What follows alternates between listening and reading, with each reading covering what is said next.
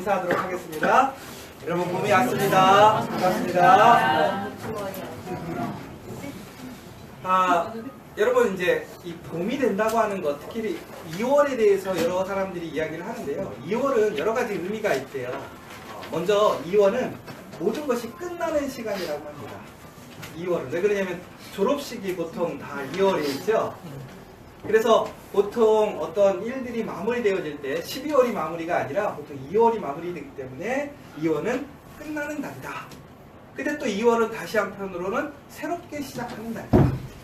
그러니까 결국은 이 얘기가 참 재밌는 게 무엇인가 새롭게 시작하려면 무엇인가 끝나야 되는 거예요. 그래야 새롭게 시작할 수 있다는 것이죠. 여러분 혹시 지금까지 끝내지 못하신 것이 있습니까? 그러면 오늘 다시 한번 하나님 앞에서 내려놓으세요. 그러면 오늘 다시 시작할 수 있어요. 하나님의 은혜로 예수 그리스도의 놀라운 능력으로 우리가 다시 시작할 수 있으면 여러분 기억하시고 오늘 이 예배에서 여러분 다시 한번 뜨거운 만남이 있기를 원합니다. 오늘 제가 이게 보시면 페이스북이 아니라 이게 싸이월드 같은데요. 그렇죠? 네.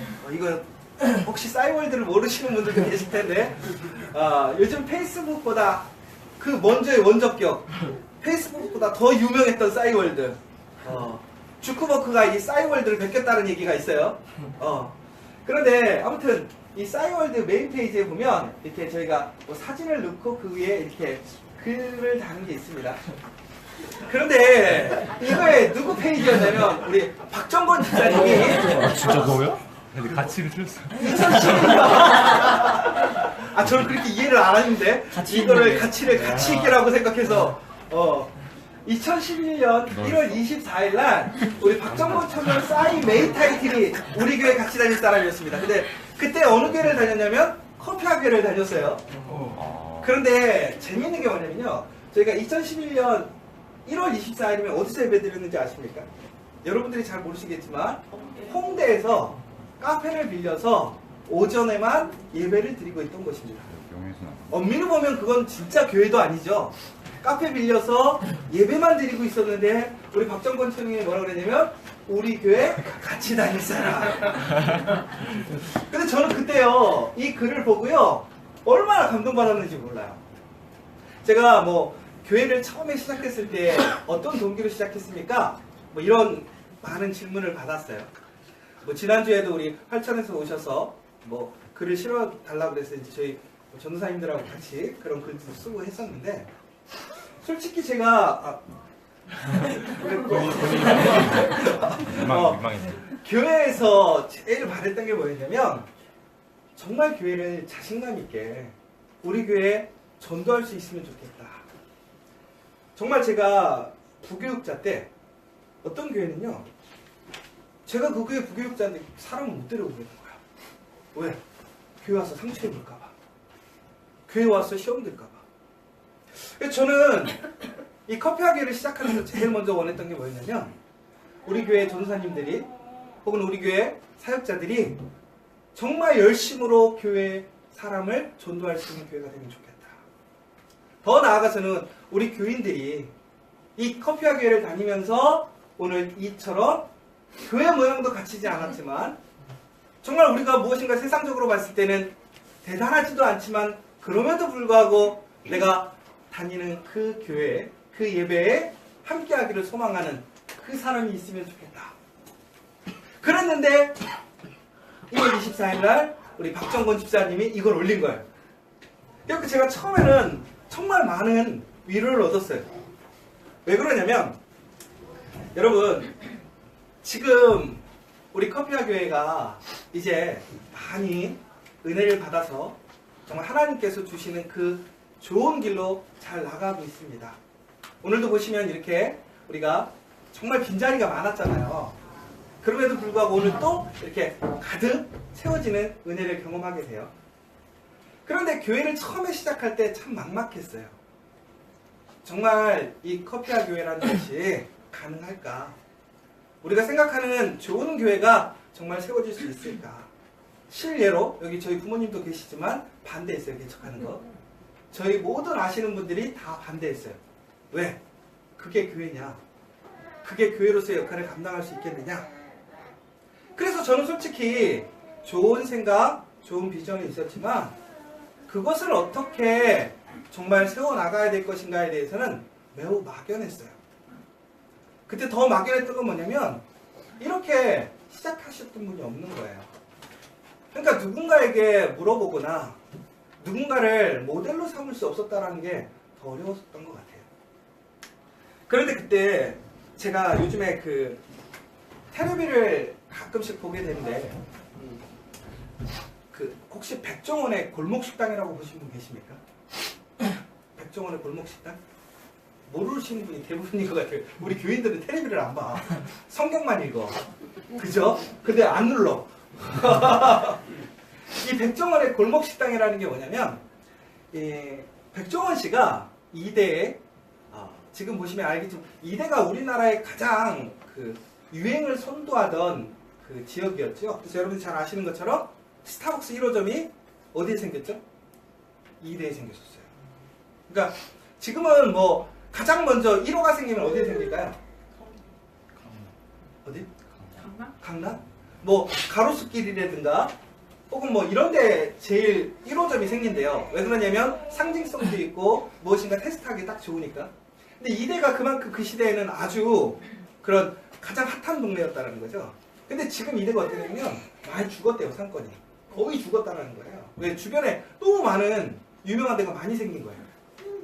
그래서 그 이대 상권에 있는 흔한 얘기로 한 블럭이 있는데 그 블럭에 위치하고 있는 음식점들을 이 백종원 씨와 또 TV 프로그래머들이 같이 가서 살리는 프로그램을 하는 거예요.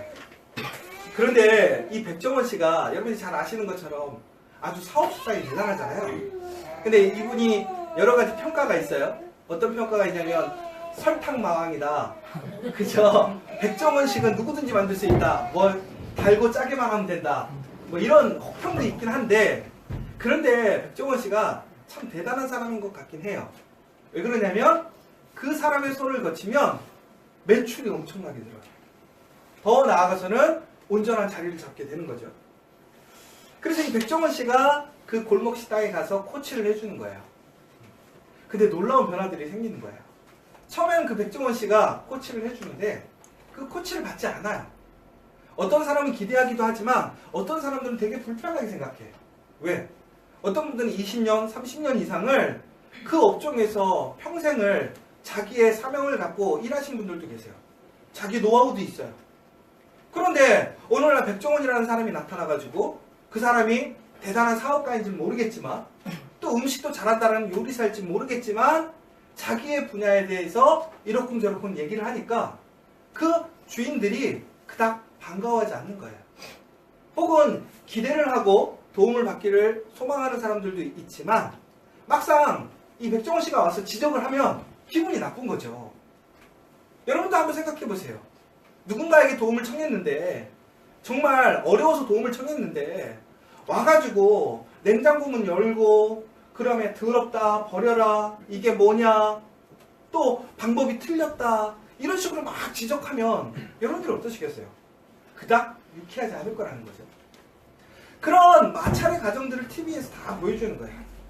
근데 놀라운 역사가 일어났어요. 어떤 역사가 일어났냐면 한 달 정도가 지나고 그러한 갈등들이 지나고 결국은 백종원 씨의 그 가르침에 백종원 씨의 그 노하우를 전수받은 가게들의 변화가 일어나기 시작했어요. 가게도 리모델링하고 더 중요한 건 피 같은 메뉴들도 막 줄이는 거예요. 백종원 씨는 무조건 줄이라는 거예요.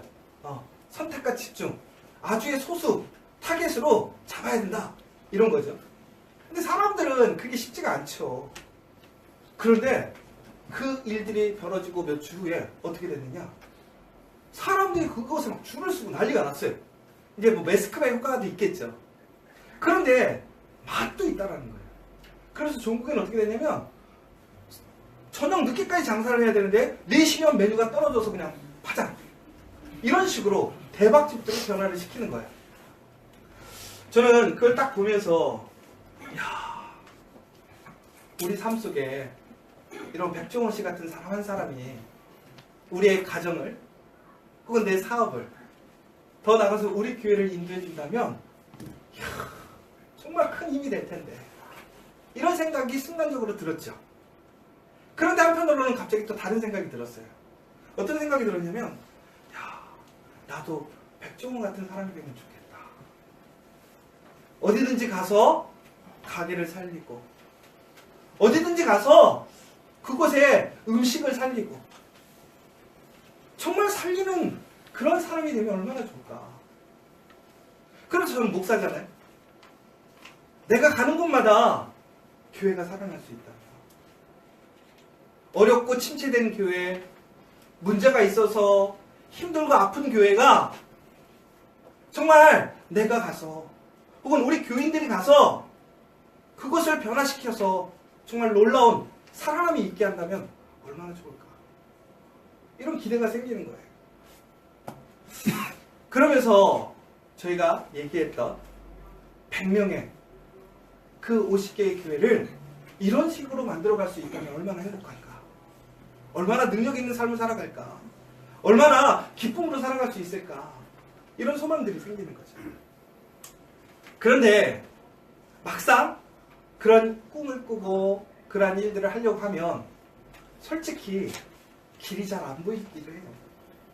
왜 그러냐면 솔직히 이 100명이라는 숫자도 엄밀히 얘기하자면 매우 쉬운 목표일 수도 있죠.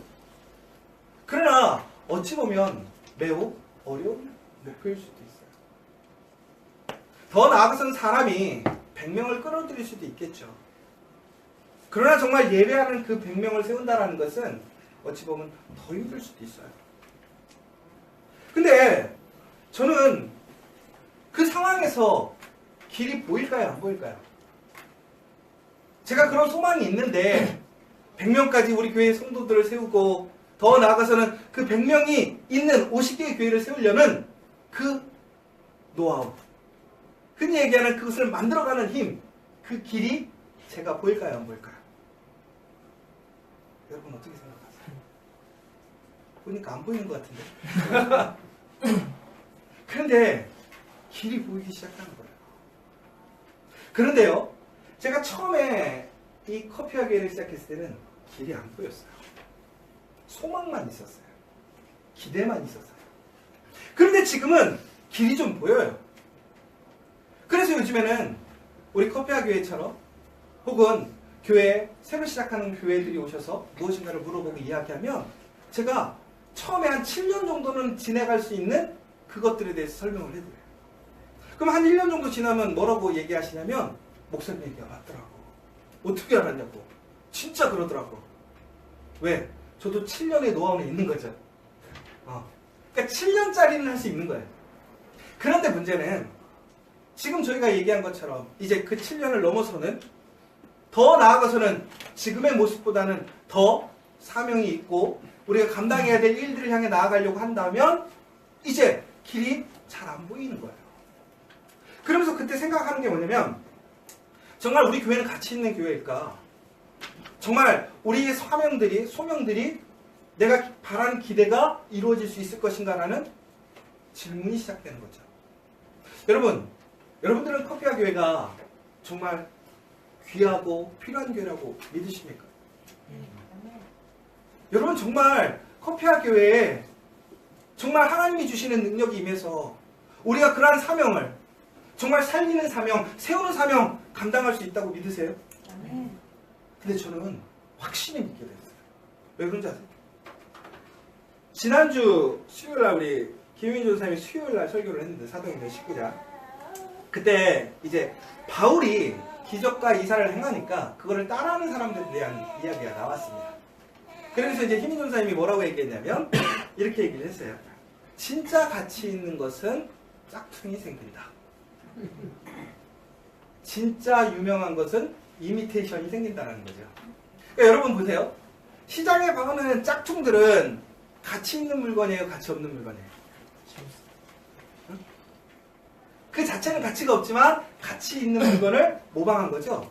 유명한 거, 사람들이 갖고 싶은 것을 모방했다는 거예요. 그런데 저는 이 이야기를 딱 듣는데 갑자기 그 생각이 드는 거예요. 우리 커피와 교회가 보세요. 지금 규모는 3일교회만 하진 않아요. 그렇죠? 온누리교회만 해? 근데 희한하게 용산에 큰 교회들이 많더라고요. 생각보다. 아주 유명한 교회들이 또 많아요. 그런데 여러분, 3일교회를 따라하고 싶어하는 교회들이 있어요, 없어요? 많아요. 온누리교회를 따라하고 싶은 교회들이 있어요, 없어요? 있어요. 하물며 사랑의 교회 요즘에 문제가 많다고 하는데도 불구하고 사랑의 교회를 따라하고 싶은 교회가 많아요, 적어요? 많아요. 부정적인 건 빼고. 그러면 결국은 무슨 얘기냐? 교회가 이렇게 극단적으로 얘기할 수는 없지만 결국은 다른 교회들이 모델로 삼을 수 있다는 거, 따라하고 싶다고 하는 것은 그것에 대한 가치가 있다는 거예요. 그러면 커피아 교회에 대해서 따라하고 싶은 교회들이 있을까요, 없을까요? 있다니까요. 생각보다 많아요. 여러분, 이게 정말 신기한 거예요. 다른 교회들은요, 어마어마하게 큰 교회예요. 작은 교회가 아니에요. 만만한 교회가 아니에요. 보통 우리가 꿈꿀 때는 어떻게 하죠? 우리가 생각할 수 없는 대단한 교회, 혹은 우리의 능력을 뛰어넘는 그런 교회들을 바라고 소망하죠. 그런데 우리는 만만해요. 조금만 하면 우리처럼 될 수 있어요. 그런데 왜 사람들은 커피아 교회를 닮아가고 싶어 할까요? 왜 커피아 교회에서 하는 사역들을 그대로 함께 하려고 할까요? 저는 바로 여기서 우리 커피아 교회가 바른 길로 가고 있구나. 하나님의 사명 안에서 우리가 가치를 가지고 있구나. 여러분, 이 사실을 기억하셔요. 우리가 비록 대단한 교회가 아닐지라도 우리가 말씀 안에서 하나님의 길을 가고 있는 그런 정직한 교회이고 정말 가치 있는 교회라는 사실을 여러분 잊지 마시기 바랍니다. 그러면 여러분, 이 교회는, 우리 커피아 교회는 잘 지켜서 더 나아가서는 우리의 사명을 감당해야 된다는 것이 저의 소망이에요. 저는 그것을 기대해요. 그런데 우리가 소망이 있고 기대가 있고 혹은 가치가 있다고 해서 그것에 어려움이 없느냐? 그렇지 않아요. 우리 커피아 교회가 지금까지 오는 과정들을 보자면 많은 어려움들이 있었어요. 많은 도전들이 있었어요. 그런데 당장 우리 눈앞에도 또한 문제가 생겨요. 제가 이번 주, 그러니까 우리 교육자 회의를 하면서 제가 이런 얘기를 했어요. 뭐라고 했냐면, 우리 커피아 교회의 2월달은 보릿고기가 시작되었다. 이게 무슨 얘기냐면, 분명히 교회가 가치가 있어요. 정직하고 올바르게 사역하고 있어요. 너무나 좋은 거예요. 그런데도 불구하고 우리에게 약함이 있어요. 부족함이 있어요. 실례로 특별히 2월은 많은 우리 교회 안에 변화들이 있어요. 열심히 하려는, 또한 우리가 더 성장하고 싶고 더 하나님 말씀대로 가고자 하는 그러한 올바름도 있지만 더 나아가서는 우리 내부적으로 여러 가지 변화들이 있어요. 재정적인 변화들도 있고 환경적인 변화들도 있고 사람들의 변화들도 생겨요. 그러면 그것 때문에 우리가 당면하는 문제들이 생길 수밖에 없다는 거죠.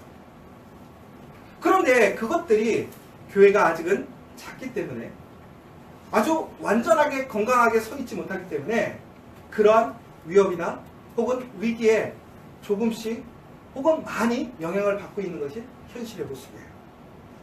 그러면 이거를 어떻게 이겨나갈 수 있을 것인가 라는 거예요. 지난주에 우리 이영 목사님께서 설교하실 때 보통 우리가 어렵고 힘들 때 가장 쉽게 먼저 기도하는 게 뭐라고 하셨어요?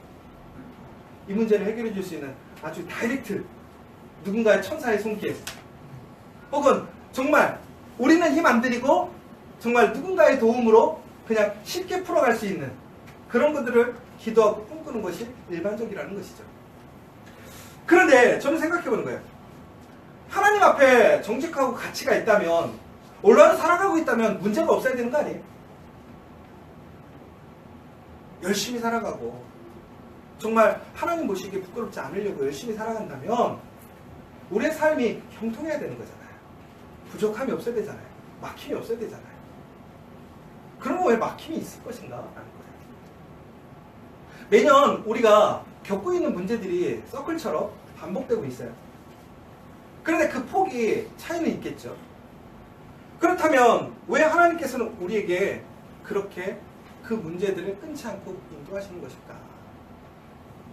결국은 뭘까요? 하나님의 길을 우리에게 보여주실 때에 우리가 가야 할 길이 다르다는 걸 이야기해 주고 있는 거예요. 그러니까 여러분, 이 가운데서 여러분 분명히 아셔야 될 게 뭐냐? 하나님은 우리에 대한 가장 좋은 길을 가지고 계시다라는 거예요. 하나님은 우리에게 가장 올바른 길, 우리를 위해서 예비하신 가장 좋은 길을 이미 준비하고 계시고, 우리가 그 길을 통해서 성장하고 더 나아가서는 하나님의 능력을 경험하기를 원하신다는 거죠. 내가 원하는 길이 아니라. 결국은 예수님의 제자들이 왜 예수님의 그 말씀을 이해하지 못했나요? 예수님의 말씀으로 이해하려는 것이 아니라 본인들의 기준으로 이해하려고. 그러니까 어려운 거예요. 이해할 수 없는 거예요. 그러니까 예수님을 떠나게 되는 거죠. 그래서 종국에는 예수님께서 그들에게 주고자 하는 은혜와 능력을 소유하지 못해요. 자기가 기대하고 자기가 참여한 수준에만 머무르게 된다는 것이죠. 그러면 결국은 이 길에 들어서게 되면 동반되어지는 게 뭐냐? 결국은 고통이 따라오게 돼 있다는 거예요. 어려움을, 갈등을. 저희 어머니가 이제 한동안 몸이 좀 안 좋으셔서 저희 집에 이렇게 같이 살게 되었어요. 제가 맨날 우스갯소리로 절대로 부모님이랑 안 산다고 그랬는데 한 3주를 같이 살게 됐어요. 그런데 몸이 많이 좋아지셨어요. 처음에 갔을 때보다. 그래서 이제 공단에서 나오셔서 이렇게 여러 가지 몸을 검사하시고 이제 등급을 매겨주시는 게 있었는데, 저희도 너무나 놀랬던 게 신청했을 때랑 지금이랑 너무나 180도 다른 거죠. 근데 하필 또 검사하러 나오는 날은 왜 이렇게 몸이 좋으신지 모르겠어요. 오히려 사람들에게 나 괜찮다고, 나 하나도 안 아프다고 이런 식으로 이렇게 얘기하실 정도로 건강해지신 거죠.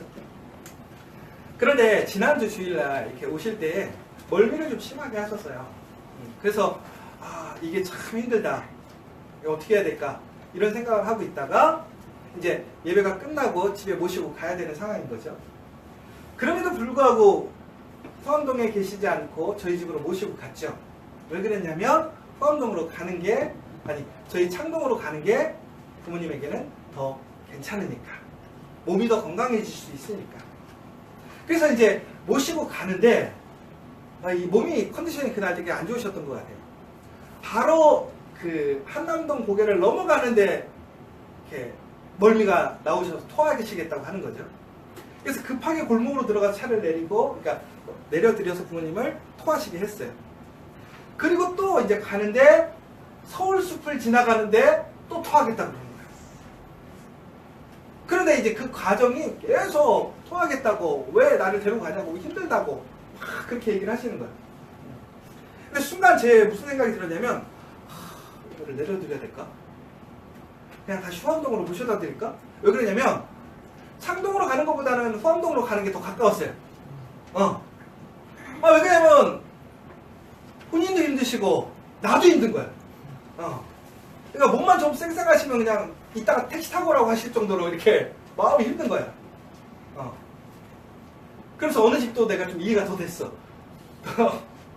근데 아무튼 그러고 있는데 그 순간에 어떻게 해야 될까? 포항동에 모셔다 드릴까? 아니면 힘드시지만 계속 모시고 가야 될까? 근데 여기서 모시고 가려고 하니까 너무 깜깜한 거예요. 왜? 또 토할 것 같은 거예요. 그리고 계속 힘들다고 얘기하실 것 같은 거죠. 여러분, 그때 어떻게 해야 돼요? 창동으로 모시고 가야 돼요? 아니면 포항동으로 돌아와야 돼요? 어떻게 해야 돼요? 어떤 게 가장 좋은 방법이에요? 창동으로 가야 되는 거죠. 근데 제가 마음에 무슨 생각을 했냐면, 그래도 창동을 가야 된다. 왜? 그래야 몸이 건강해지니까. 그래야 지금의 건강함을 유지할 수 있으니까, 지금 힘들고 어렵지만, 서로 간에 불편하고 어렵지만 참고 가야 된다.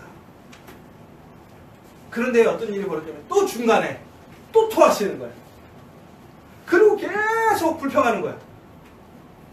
저는 너무나 힘들었던 게 좋은 목적으로 건강하게 해주려고 가는데 나는 욕을 먹고 더 나아가서는 본인도 힘드시고. 그런데 놀라운 거는 그 순간을 참고 끝까지 창동으로 갔어요. 그리고 오늘 나오셨는데 아마 사람들이 그러실 거예요. 언제 아프셨냐고. 아마 후암동에 계셨으면 다시 약해지실 수 있었어요. 제 이 얘기를 하는 얘기는 뭐냐면 여러분, 우리가 결국은 하나님께서 예비하신 그 길을 향해 나아가다 보면 우리가 그 과정 속에서 예기치 못하고 또 불편해지는 여러 상황들이 생겨요. 그럼에도 불구하고 우리가 포기하지 않고 하나님의 길로 나아가게 될 때 어떻게 되는 거예요? 우리는 건강함을 회복할 수 있는 거예요. 눈에 보여요. 분명히 알아요. 그럼에도 불구하고 우리가 왜 못하는 거죠? 그 순간에 경험하는 고난과 어려움 때문에 우리는 포기해버려요. 혹은 돌아가 버려요. 그래서 중국에는 건강해질 수 있음에도 불구하고 회복되어질 수 있음에도 불구하고 우리는 큰 능력을 경험하지 못하는 거죠. 신경극이라는 책이 있어요. 베스트셀러인데 거기에 이런 내용이 나왔어요. 어떤 내용이냐면 내 꿈은 거대한 산과 같았다. 그리고 오랜 시간이 지난 뒤에야 깨달았다. 난 그 산을 오를 마음이 별로 없다는 것을. 그저 정상을 상상하는 걸 좋아했을 뿐이었다. 사회적인 관점에서 보면 나는 실패했고 나부자이거나 루저다. 난 이기지 못했고 꿈을 포기했으며 사회의 압력에 굴복했다. 하지만 진실은 이런 설명보다 훨씬 시시하다. 진실은 내가 뭔가를 원한다고 생각했는데 사실은 그렇지 않았다는 것이다. 중요한 게 이제부터 이 단어인 것 같아요. 결국은 결과만 사랑하고 과정은 사랑하지 않은 사람은 결코 꿈을 이룰 수 없다. 난 결과를 사랑했지만 과정은 사랑하지 않았다. 보상은 원했지만 투쟁은 원하지 않았다.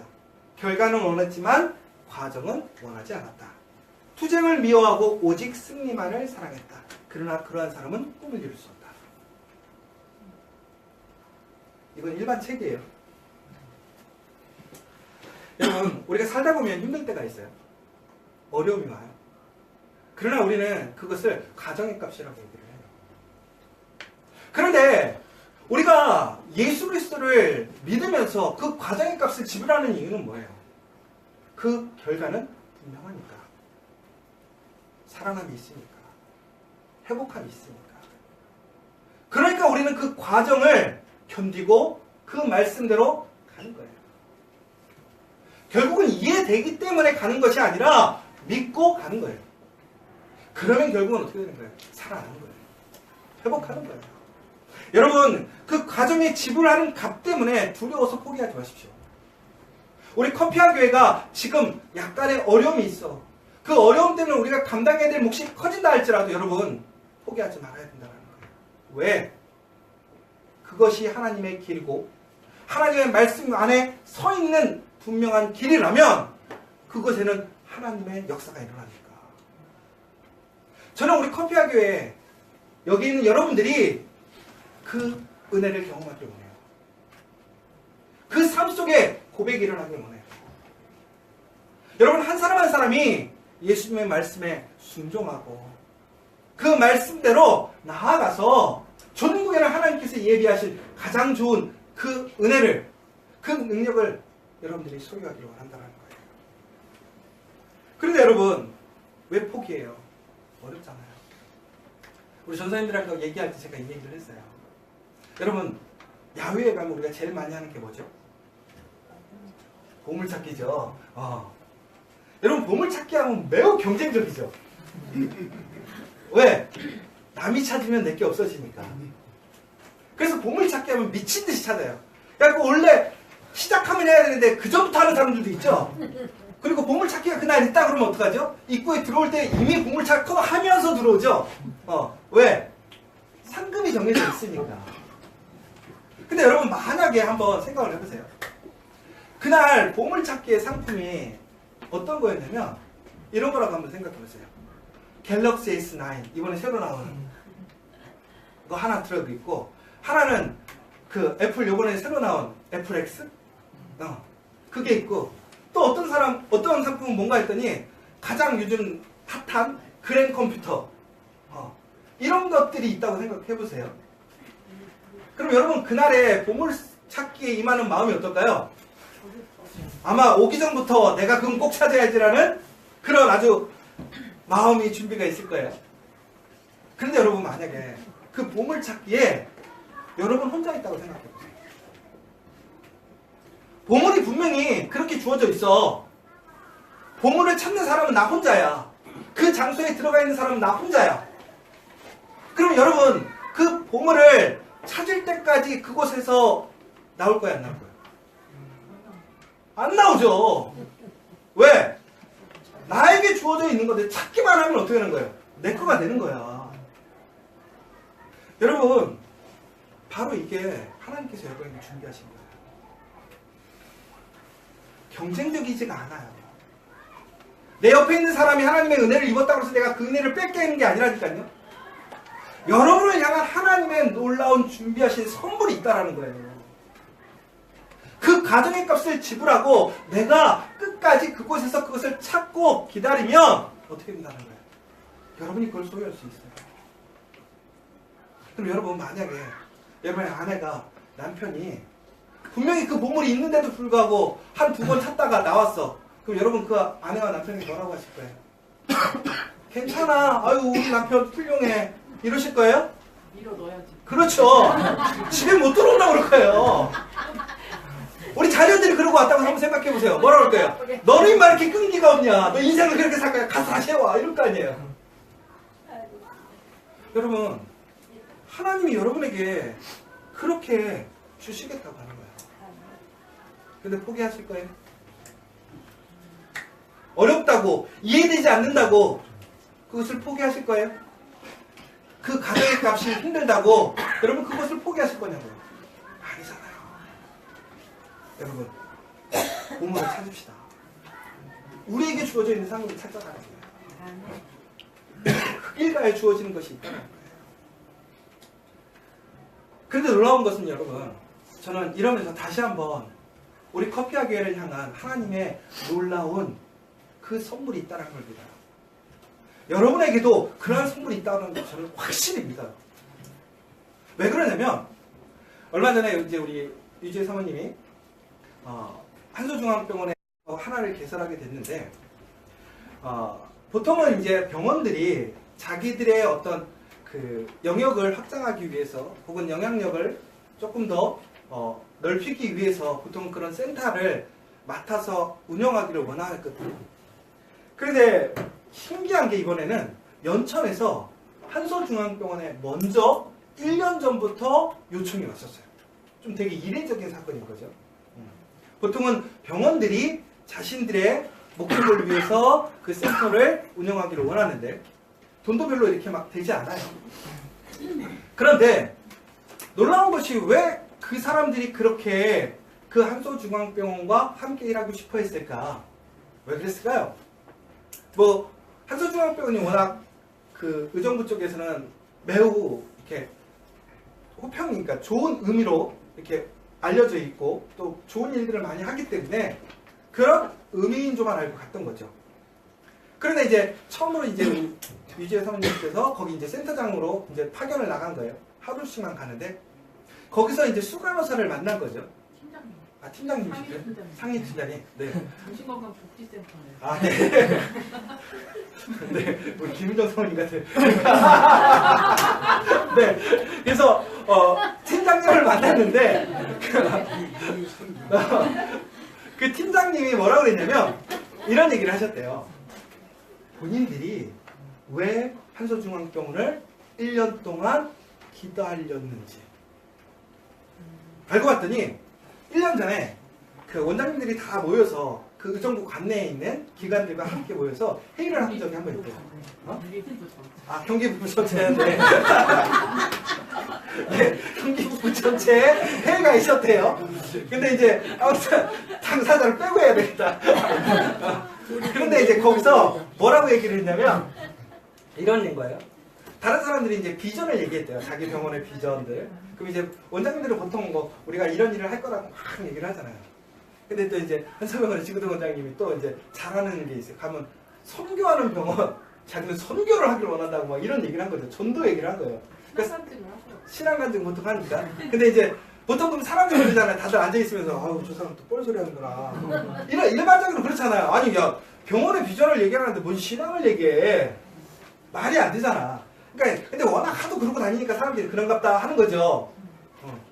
근데 바로 그때 놀라운 역사예요. 바로 그 연천에 거기에 믿는 사람들이 있었어요. 근데 그 사람들이 함께 모여서 큐티하고 예배드리고 있어요. 그러면서 그들의 소망이 뭐였냐면 자기들이 일하고 있는 그 연천 센터가 정말 그리스도인들이 함께해서 정말 선교하는 병원, 믿음의 병원으로 사명을 감당하면 좋겠다. 근데 본인들이 일개 직원으로서 그게 쉽지 않은 거죠. 그런 마음과 기대가 있었는데 그 모임에 딱 왔는데 그런 일을 꿈꾸고 소망하고 일하는 병원이 있는 거예요. 그리고 지금까지 그렇게 해왔고 그러면서 그날부터 기도했대요. 뭐라고 하냐면 하나님 우리 한서병원하고 같이 일하게 해주세요. 바로 그러면서 갔더니 뭐라고 하냐면 자기들의 기도가 응답이 됐다라는 거예요. 저는 이 이야기를 들으면서 너무나 신기했던 게 있었어요. 뭐였냐면 예전에 저희가 병원의 사역을 시작했을 때가 저희가 병원의 사역에 관심이 있거나 어떤 목표가 있어서 했던 것이 아니었어요. 바로 이런 케이스였어요. 그것과 함께 우리가 무엇인가 봉사할 수 있는 일, 선하게 할 수 있는 일이 무엇이 있을까? 그리고 그것을 통해서 결국에는 우리가 예배드리게 되었고 예배드리면 그것이 어떻게 되냐면 교회로 변하는 역사가 일어났어요.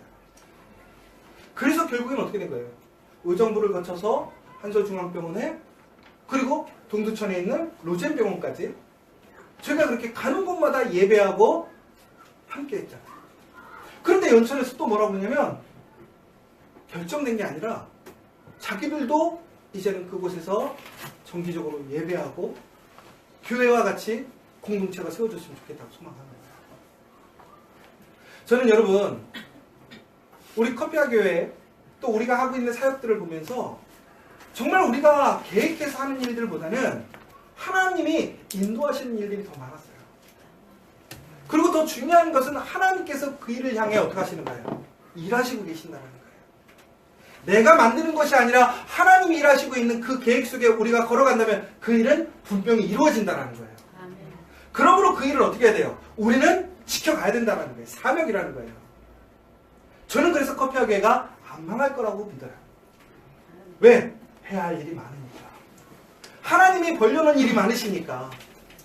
하나님은 커피아 교회를 통해서 여기 있는 여러분들을 통해서 그 일을 하기를 원하시니까. 여러분 그거 사실 믿으세요? 그러면 여러분 우리가 이제 그 사명으로 나아가는 거예요. 믿음으로 여러분이 서 있는 그 자리에서 여러분의 한 사람의 삶을 여러분의 가정이 더 나아가서 우리 커피아 교회가 그렇게 나아가면 된다는 거예요. 종국에는 하나님의 은혜를 경험하겠죠. 제가 이게 보면 이제 라틴어거든요. 그 요즘에 베스트셀러 중에 하나가 이제 라틴어 수업이라는 책이 있어요. 여러분 시간 되시면 한번 읽어보세요. 참 괜찮아요. 이 라틴어 수업은 기본적으로 우선 라틴어는 종교 언어이기 때문에 기독교 언어이기 때문에 모든 그 의미가 저희 기독교적인 의미를 내포하고 있습니다. 그런데 이거 한번 읽어보시겠어요? 시 발레스 베네 에스트 에고 발레오. 근데 이걸 전라도 분들이 그러면 시발레 이렇게 읽어가지고 문제가 된다고 하더라고요. 그래서 뭐라고 하냐면 꼭 여기를 띄고 읽으라고 그러는 거죠. 시 발레스 베네 에스트 에고 발레오.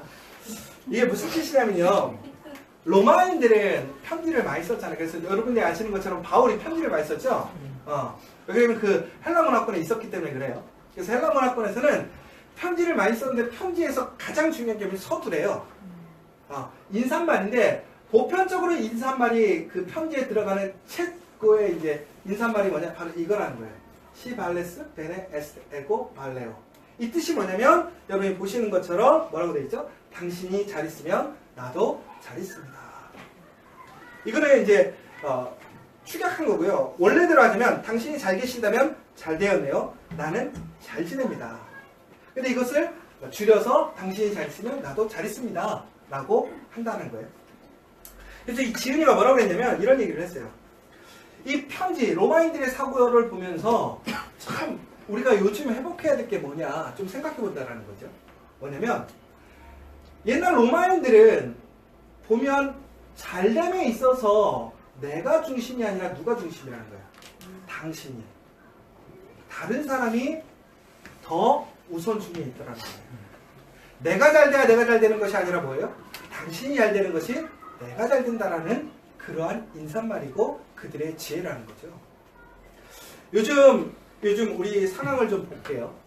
여러분 요즘 상황이 되게 척박하죠?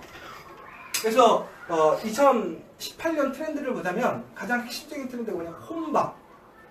그 다음에 혼자 사는 사람들의 싱글 라이프. 이것이 이제 가장 핵심적인 트렌드예요.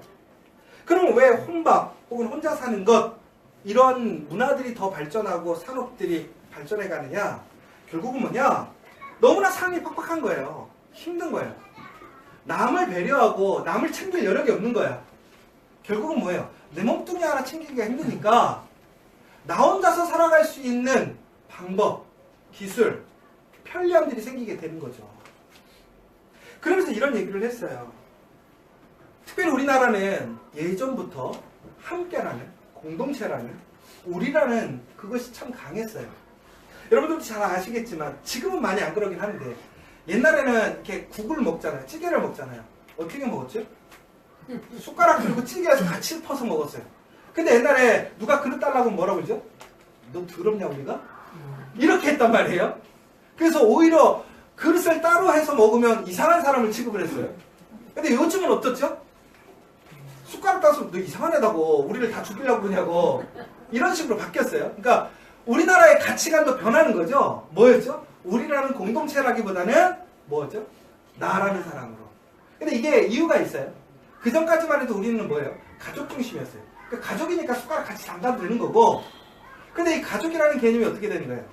사회적으로도 발전되고 어디든지 가면 다 가족인 거죠. 그랬는데 지금 시대가 어떻게 됐다는 거예요? 너무 촉박해졌다는 거예요. 우리라는 의미를 상실해버렸다는 거예요. 그러면서 결국에는 함께와 더불어를 강요를 할 수는 없지만 이 가치를 폄하하지 말고 계속 유지시켜갈 수 있는 방법들을 연구해야 되지 않겠느냐, 이런 질문을 던지는 내용이에요. 그러면서 마지막에 이렇게 질문을 해요. 오늘은 그대가 안녕하기를 바라는가? 우리 사회는 얼마나 이웃이 안녕하기를 바라는가? 당신이 잘 있는 것이 바로 나와 또 우리가 잘 있는 것이 아닐까? 우리 사회에 만연한 이 극심한 이 통증을 누가 멈출 수 있을까? 그러면서 질문을 맞춰요. 근데 여러분, 저는 이 답이 있다고 봐요. 결국은 교회를 통해서 이 답이 해결될 수 있어요. 왜? 우리는 한 사람으로서 이 세상을 이겨나갈 수 없어요. 그러나 우리는 하나님과 함께 한다면, 그 예수님의 말씀 안에서 살아간다면 우리는 결코 그곳에서 패하지 않아요. 그렇기 때문에 우리는 우리라는 사람, 나를 넘어서 다른 사람을 돌볼 수 있고 다른 사람을 생각할 수 있고 케어할 수 있다는 거예요. 이현영 교수가 그랬잖아요. 왜 사람들이 아둥바둥 사느냐 이거예요. 거짓말하느냐 이거예요. 결국은 뭐예요? 살려고 하기 때문에. 그래서 죽을 때 뭐예요? 유언하는데 진실하게 얘기한다는 거예요. 왜? 안 살아도 되니까 정직하게 얘기한다는 거예요. 그런데 우리 기독교인들은 뭐예요? 죽어도 돼요. 왜? 하나님이 살리시니까. 여러분 그 사실을 믿으세요? 그러면 나뿐만이 아니라 우리를 돌아볼 수 있는 사람, 그 말씀 안에서 하나님이 말씀하신 그 길을 갈 수 있는 공동체에 하나님의 능력이 임하는 거예요. 여러분, 그래서 저는 생각해 보는 거예요. 우리 커피학교에 보릿고기가 시작되었어요. 어떻게 해결할 수 있을까? 기도해서 돈 많은 사람 한 명 오게 해달라고 할까요? 갑자기 뜬금없이 은행 통장에 누군가 비트코인 2개만 넣어달라고 할까요? 아니에요. 바로 우리가 당신을 생각하고 내가 조금 더 그 사람을 위해 함께하는 거예요. 그 예가 이런 거예요. 여러분, 만약에 우리가 다음 달에 200만 원의 헌금의 적자가 생겼다고 생각해 보세요. 어떻게 해결하면 될까요? 200만 원의 헌금의 적자가 생겼어. 어떻게 해결하면 될까요? 그냥 그 나이 순으로 자를까요? 근데 저는 이게 기도할 거리도 아니라는 걸 알게 됐어요. 왜 그런지 아세요? 우리가 감당할 수 있어요. 우리가 한 사람당 한 주에 10,000원씩 헌금 더 하면 돼요. 여러분, 근데 이 10,000원이라는 게 더 어려울 수도 있어요. 근데 내가 그 생각을 하면서 제일 걱정이 되는 게 누구였냐면 은율이네. 5명이야. 야, 식구도 많아서 밥값도 많이 나가는데 왜 이런 게 책임이 더 많아져? 그렇게 생각할 수도 있죠. 그런데 여러분, 중요한 것은 우리가 함께 나누려는 마음이 있는가. 내가 나눔으로 다른 사람을 더 안녕하게 하려는 그 마음이 있는가. 내가 없고 나 혼자 사는 나의 방식이 아니라 정말 예수를 믿고 내 것을 조금 더 나누려고 하는 그 마음이 있는가. 이미 우리는 그 능력을 갖고 있어요. 그래서 기도할 것이 없는 거예요. 왜? 말씀대로 그 길을 가면 그 이상의 문제는 예수님이 책임지시는 거고, 바로 우리가 감당해야 될 것은 우리가 감당해 나가면 된다는 거예요. 그런데 왜 이것이 중요한 줄 아세요? 여러분, 단순히 이렇게 해서 회비 걷어가지고 교회 재정 충당, 이 얘기가 아니에요. 정말 중요한 얘기는 저희의 소망이 뭐냐? 100명의 건강한 교회. 그래서 50개를 세우는 거예요. 여러분, 100명의 교회가, 100명의 교인이 건강한 교회를 운영할 수 있는 방법이 뭘까요?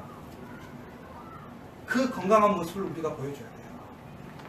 사람을 의지하는 게 아니라, 유행을 의지하는 것이 아니라, 하나님 말씀 안에서 나보다 다른 사람의 안녕을 기억하면서 함께 살아가는 공동체가 세워질 수 있다면 그것은 정말 가치 있는 공동체예요. 저는 그걸 꿈꾸는 거예요. 그런 교회를 우리는 50개 세우기를 원하는 거예요. 그러려면 우리가 그 일을 할 수 있어야 되는 거죠. 아름답게, 인위적인 것이 아니라, 강요가 아니라, 회비가 아니라 믿음으로 함께 그 길을 나아간다면 어렵잖아요. 여러분, 이 길이 어려우세요? 쉬우세요? 마지막으로 이거 하나만 보고 끝낼게요.